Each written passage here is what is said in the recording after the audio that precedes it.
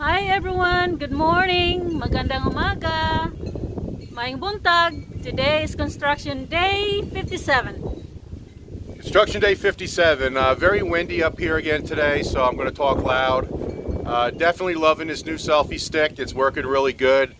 So glad for that. So today's update is going to be a short one for the site. Going to show you that they finalized pouring that void all the way around the pool. Show you that. They're working on the fence in the back. So a couple of quick updates, and then we're going to leave the site very early today before lunch. And we got to travel actually to the other side of Dumageddon, which from here in Darwin is probably about 35 minutes one way. And the reason for that is yesterday afternoon we went to those couple of stores in Dumageddon to finalize the pool tile. If you guys remember, we're going from 20 cm square to 30 cm square. And guess what? They sold out. So we went to a second store yesterday. They were out of stock. So, I'm learning here quick.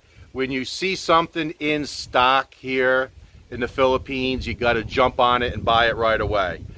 So now we're going to go to the other side of town, and hopefully we can find the same type of tile, and hopefully we can reserve it. So we're going to do that today. So a real quick update, and then we're going to get on the road, and we'll do our best to try to film in that third store that we're going to go to. All right, talk to you later. So I know there's a lot of obstructions here, but just trying to give you guys a nice shot of the front. So let me zoom in. You can see the columns right there. So we'll be going out to the carport and down. So that'll all be structure at some point with a roof. And I'm just going to walk across. And there's a ton of obstructions here, but just trying to give you guys a little more distant look. Typically when I do the clips, they're specific for a certain task. But you can see the rock wall, how high it is from this location. And then good look at the house there going across. So just like we were anxious to get this side poured, we're obviously anxious to get this left side poured as well. But that's definitely going to take some time. Probably 2 to 3 weeks before that's actually poured. That would be my guess.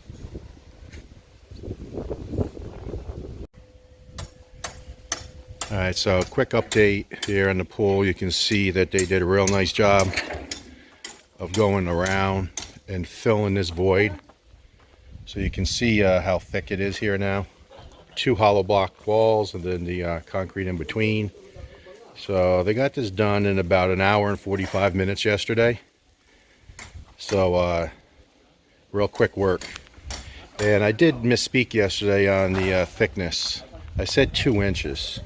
They're actually, it's 4 inches. The coping is actually going to come out 4 inches and come out, and then overhang another 30, and then come down 4 inches. So I think in yesterday's update I said 2.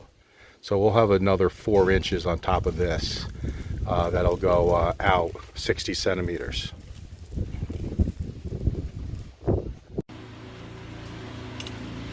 So I have Vince and Dino here, and they're working this fence here in the back. So it's a little complicated because of this rock. So we're keeping the same 2 feet from the property line. That's so we can have that proper drainage in the back and keep the fence straight. So they're doweling in this column. So you can see they've drilled down. They drill in about 6-8 inches, and then they pound the rebar down into that rock, and then they'll pour cement around that. So that's that very corner column. And then see how they're putting the rebar up and over the rock, and then they were able to dig this out. So what they're doing now is once they get this rebar in place, they're going to be drilling rebar into the rock to go up, and then there'll be rebar obviously going horizontal as well. And then they'll start laying the block up and over this rock. Very similar to what they did here. It's the same process where they doweled into this rock, and then when they built the wall, they went up and over the rock. So same principle. So they got the blocks here.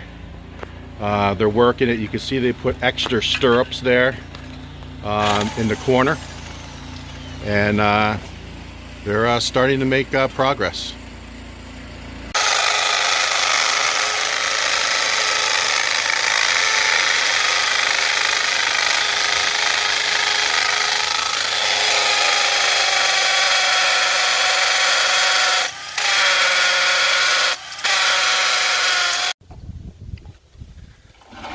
So I received a comment in yesterday's video regarding the carport, so just want to give one more clarification. The carport dimensions. When I talked about the 2-meter overhang, it's the carport extends out past the house 2 meters. And then from the front of the carport back all the way to this wall, it is about 15.5 meters. So just to try to get the clarification, so 3.5 meters out or wide, and then 15.5 meters deep, because it goes all the way to the back wall. And then I wanted to clarify that. And then also I'm showing you these 3 holes. The 2 front columns are going to be concrete because of the large beams going across. But the rest of the carport will be steel. So there's 3 holes here, and I'm not sure why they made these footings so big. I think the guys thought it was going to be concrete. That's my guess. But I'm showing you these 3 holes because Felix is starting to prep the steel for this area. All right, so this is the first look at the 3 steel poles that will be part of the carport. So you can see they're galvanized, or I guess you would call it the Philippine version of galvanized. And then these will be painted black, and then all the purlins will be painted black as well underneath the carport, and then the roofing will be white. But this is the first look. So what he's doing is this will be what's buried into the ground and the footings, and then it'll be cement. So he's welding some rebar at various positions to help support these poles. So the 3 columns that I just showed you, they'll be placing these steel poles, and that'll help support the roof of the carport. So again, Felix to the rescue. He was listening to me doing this last clip, and he said, sir, these poles are not galvanized, they're aluminized steel. So I wanted to clarify that. So thank you, Felix. And he's going around now and putting some primer coat on all the rebar. So that's a good sign. So again, aluminized steel, not galvanized. All right, so this is a real good look at that large beam. I'm standing here basically in the living room of the house on the inside, and you can really see that 2-meter large beam sticking out, and then the cross beam that'll eventually come right across here. That'll be poured concrete, and that's a 7-meter span. So that's going to be a challenge. That'll be resting on top of the large beam when it's poured.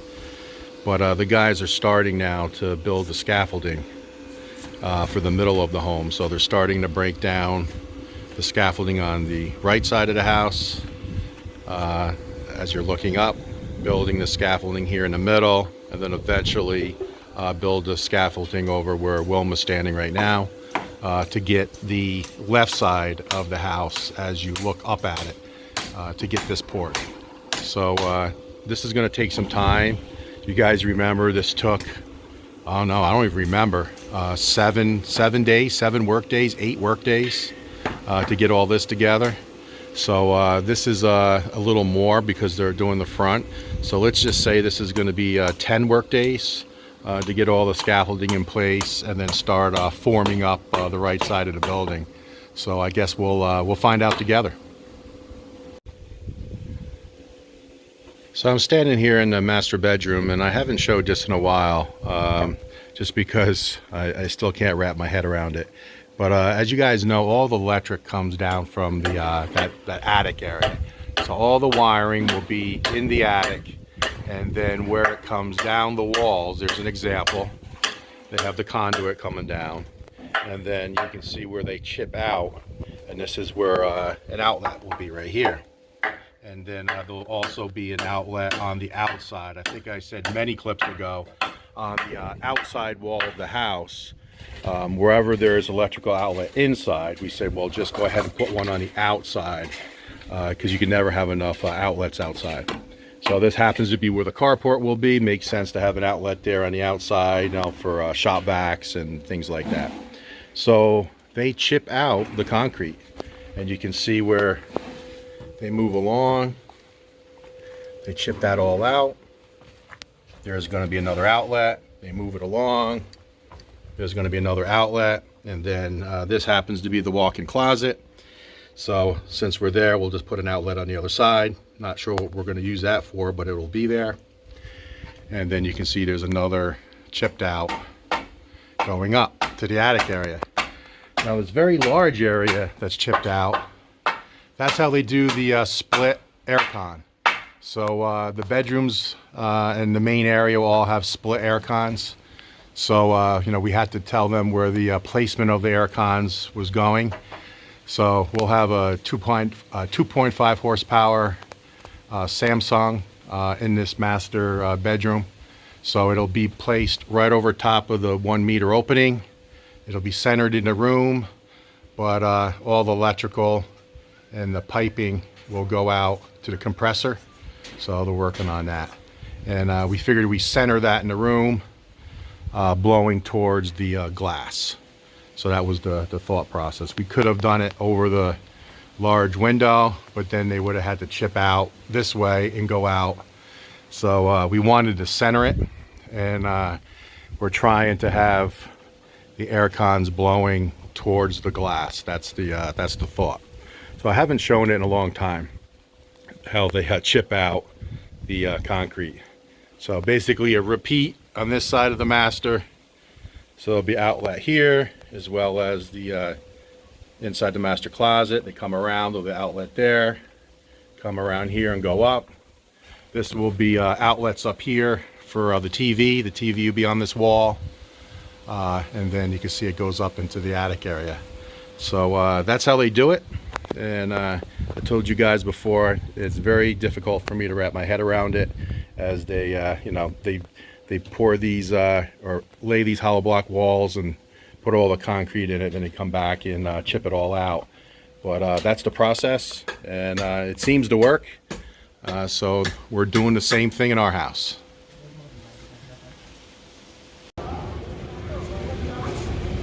Alright, so we're here at the store, and I'm going to have to talk quickly because there is music in the background, so I'm going to try not to allow YouTube to hear the music. But this is actually tile from Thailand. Look how thick it is compared to the tile we've been looking at. And this is actually pool tile meant for outside. So there's 4 that we like. So this for the design to go around the pool's edge, and then we're going to get samples of each type. So the 1x1 checkered, I think that's a 4" by 4" checker, and then the solid. So that's 3 different options, and then this is the accent. So we're going to go ahead and buy the 4 and then bring it up to the site and go from there.